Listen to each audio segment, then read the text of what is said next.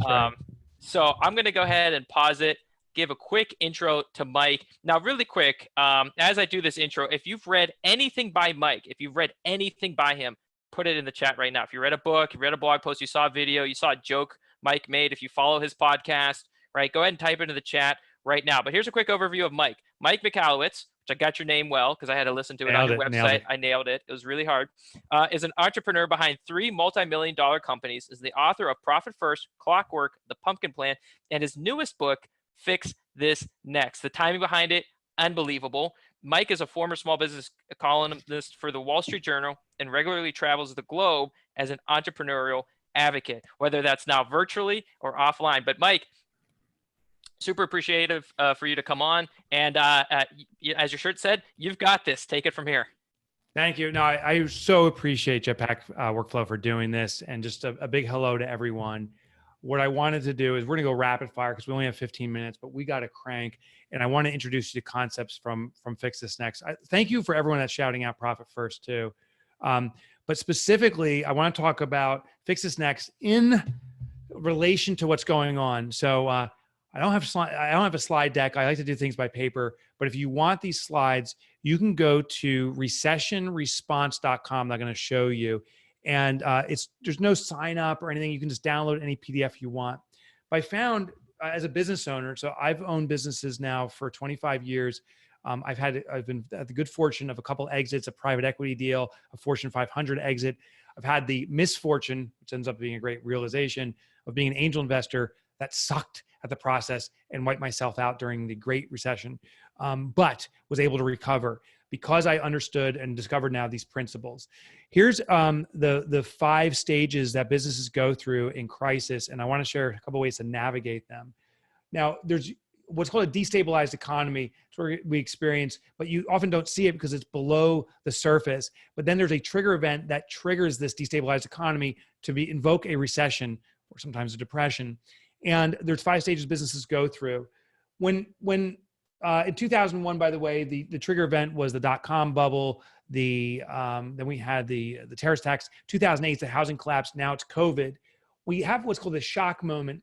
And if you've ever been personally like in a car accident or something where you've experienced shock, the responses are our mind is so over processing that we actually go numb to certain things. Like we don't feel the pain of our broken bones for a few minutes, some people a few hours, and some people even a day or two. Well, we're having what's called a macroeconomic crisis, meaning the entire world is experiencing this together. So the behavior extends for a long time. The shock period for most businesses, in my experience, will go on a minimum for 4 weeks up to about 3 months. And so right now we're in the mid to the end of the shock period. And what this is businesses freeze up. So business owners, the action is actually inaction. And perhaps you're seeing it in your own neighborhood where businesses are going under because they're not doing anything. That's the shock response or the inaction response. My goal is to get us on the up curve. The next stage is called desperation. Desperation is where business owners start taking extreme action without consideration of the impact. Here's the classic example, toilet paper. It's been bizarre, this run we've had on toilet paper. Like some guy went out to the store and said, I think I should get some extra toilet paper about 6 weeks ago. And then the next person's like, why is he buying extra toilet paper? And they start replicating the behavior. It becomes a stampede effect. And then all of a sudden there's no toilet paper. Well, basically that's called a crisis within crisis. Well, what we're experiencing on the business front is this desperation for loans, right? So the government says CARES Act, PPP, and I see business owners running to get loans without the consideration of why they feel they need a loan in the first place. Now, I'm not saying a loan is appropriate or not appropriate. You have to look at it on an individual basis, but I see a lot of business owners not considering the reason they're getting a loan in the first place. They aren't considering, do I have dropping sales? Can I not afford my costs? What is the disease behind this that I need to fix? So some businesses are taking on loans that's only going to delay the problem effectively for a few months. When you take on debt, there's actually 3 forms of debt. There's what's called debt leveraging, there's called debt bridging, and there's debt anchors. And most businesses are going to the debt anchoring scenario. Debt leveraging is where if I borrow $100 from you and I know that I will get $200 back in the next month or two, For sure, I have a high probability that that's a debt leverage. Borrow money to make more money. I can return what I owe you plus interest, and I come out ahead. Debt bridging is where there's a gap in cash flow, and that's what some businesses should be doing right now, but they're not. It's a predictable debt gap in cash flow. Maybe for the next 2 weeks, I can't cover payroll, but there's this big invoice coming due that I know is going to be paid in 2 weeks, and I need to cover payroll.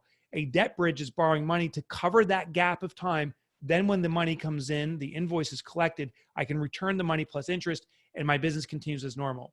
Debt anchoring is a bet. It simply is, I'm taking on money now just to see what happens. Hopefully it'll cover me until I recover. But there is no predictability. We don't know how long this will last. We don't know what's on the other side. And now you hit the other side with actually the same problem and debt. So that's called debt anchors, and just be very careful of that. That's why I see businesses doing this desperation stage. The next stage is evaluation. Evaluation is where we move our business forward by considering what will serve our business. Many businesses get into paralysis analysis. I think we should do that. Maybe we could do this. Other ones rely on gut instinct alone and not looking at empirical data. So my goal really quickly in our 15 minutes together here is to talk a little bit about evaluation and give you some deliberate action. Deliberate action is where we take something that deliberately moves our business forward in the way that heals and serves the business and prepares us for the surge stage. After every recession, after every depression I've studied over the last 100 years, there is always a surge. It is predictable. The one thing that's not predictable is the timing. I don't know if this is going to be 3 more months or maybe a couple more months beyond that, or maybe a couple years, but there will be a surge period. What's happening is there is a reduction of demand of supply. Your competitors are going away. As Warren Buffett said, when the tide goes out, you see who's swimming naked. So some businesses that are in shock and desperation are falling by the wayside. Demand remains. Now, demand may not be active. It's called pent-up demand. It's waiting. But when we hit the surge, they're going to buy from the fewer suppliers. That's massive opportunity. There's also a great opportunity I want to share with you. You can take action on right now. About 10% of the market, and that's my number, that's not empirical, but about 10% of the market leaves their vendors when there's a trigger event, not because they can't afford the vendor. They were always waffling about the decision. In my business, I have 450 accountants that we serve in our company. They're called Profit First Professionals. It is possible that about 10% of them were always waffling if they should be working with me. Do I really get benefit from Mike? Do I really want to stay here? And they leave because now there's a conscious or subconscious reason to leave. We have a pandemic going on. They're entering the market. The mistake business owners will do is they look downstream. How do I save those 45 people I lost? The opportunity actually is upstream. So my collective competition supports about 50,000 accountants and bookkeepers that I could be serving. And they are going to lose their 10% too because those clients are waffling. So there's 5,000 entering the market and there's 45 I'm losing. So instead of looking downstream, I have to turn and look upstream of clients entering the market. And the best way to cater to that market is by doing what's called educational marketing. Something actually you're experiencing kind of right now. But what can you do to educate the people that are entering the market now? They left their vendor. They're looking for a new know, like, and trust. I believe YouTube videos, by the way, are an extraordinary platform for that.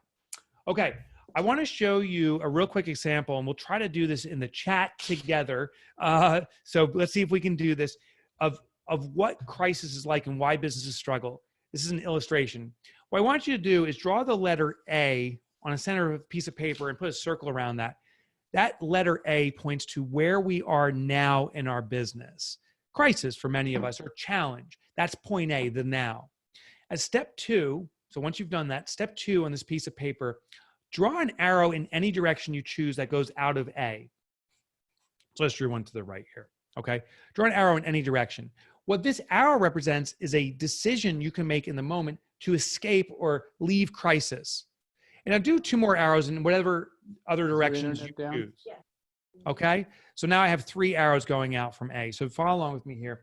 And what this represents is that we have multiple choice. So when we are in struggle in a moment, we have multiple ways to escape from that crisis or struggle. It's the way out. But as the final third step, on the left side of the piece of paper, draw the letter B on the left side. And what B represents is what your business needs next. This is the call to action. This is the thing that if you do it, will move your business forward. So if you followed along with me, what I'm curious in the chat is how many of your arrows are pointing to B? If you did 3 arrows, How many are pointed to B? Is it 0, 1, 2? Just post in the chat because I want to see what we got there. So I see a couple ones, 0, 1, 0, 0. Okay. 0.75. Nicely done, chat. 0, 1, 2. Okay. I fully expect 0. I fully don't expect anyone to say 3, but I expect 0s and 1s, maybe 2s. And the reason is, how can you draw arrows to B if you don't know where B is? Well, the problem is most business owners don't consider what the business needs. We simply consider where we are now and how to escape. Tell me if you can relate to this. And you can say in the chat if you can relate to this. How many business owners here come into the office, you have a plan for the day, and it's just a crisis. And you're putting out fires, and you're like, maybe tomorrow will be better. And the next day is putting out fires, and the day after that is putting out fires. If you can relate to that, say yes, or 100%. Yeah, Katie, 100%. Here's the reason you're saying yes. The reason you say yes is most business owners know the immediate crisis they're experiencing, and they make a decision to escape crisis, to put out that fire, and we end up in a new A. And what happens when you're in a new A, you now have multiple choices to escape it, and you put yourself in yet another A. So most businesses stay in this circular pattern, but there's something that's even more dangerous, and I already saw the answers happening. The people that said 1 or 2, that's called happenstance. You didn't know where B would be, but you happened to be there. Tell me if you experienced this one.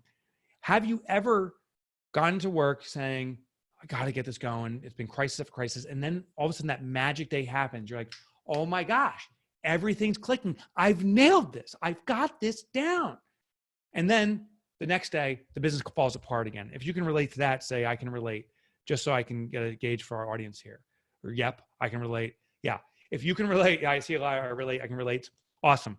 That's called happenstance. The problem is we don't know where B is. We simply made a choice that moved us toward B, but it put us in a new A because we haven't quantified B. So that is called the survival trap. What I want to share with you is a real simple strategy I have in my book. And the reason I'm showing my book is because it's on the back. This is the map out.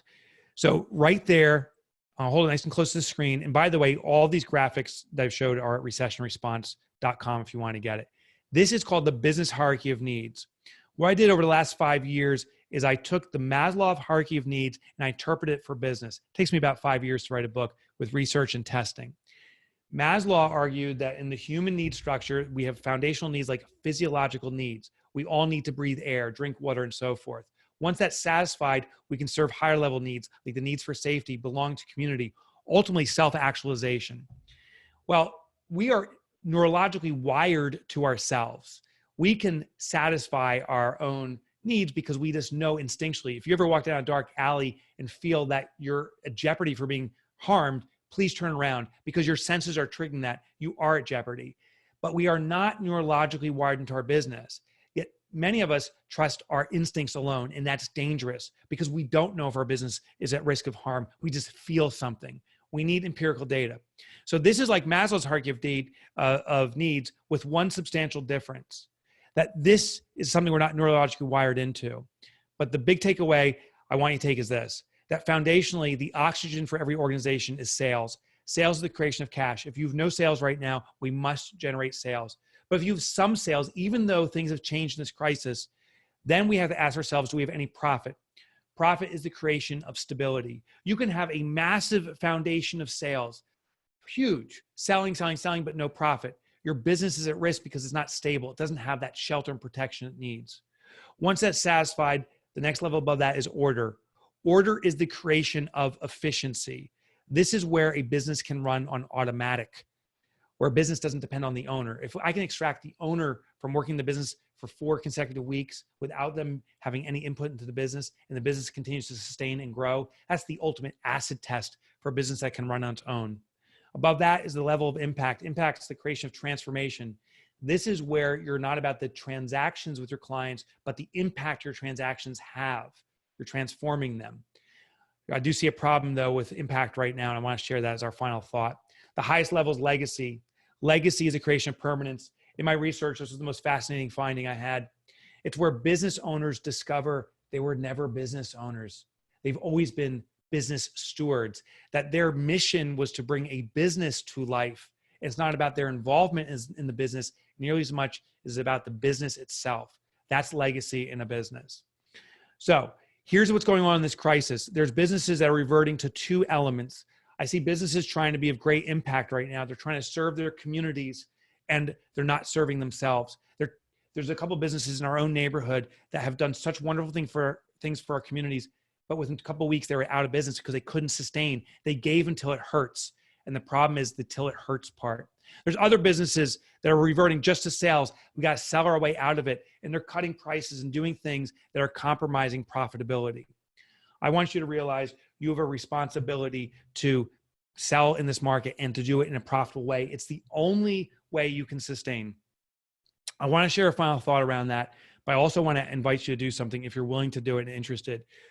We only have 15 minutes and there's so much more I want to share with you. But if you're interested, this book's on Amazon now, and I'm just asking you to get it right now in this moment for a couple of reasons. One is I can thank you if you get it, if you go on Amazon. Secondly, it's the greatest way I can be of service to you in this crisis. I wrote Fix This Next for crisis.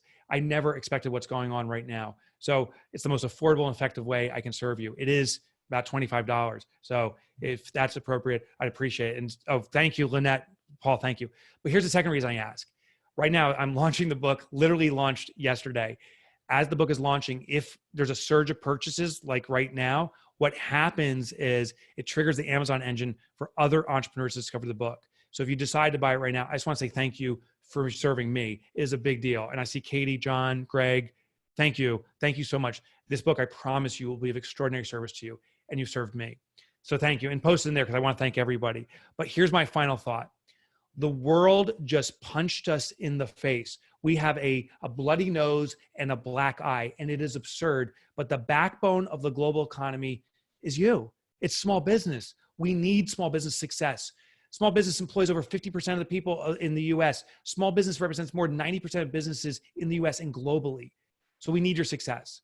The way to be successful is to know where B is. And hopefully in our little time together there, you've discovered your B. I'm wishing you tremendous success. And thank you for everyone that's picking up a copy. I appreciate you. That's my presentation.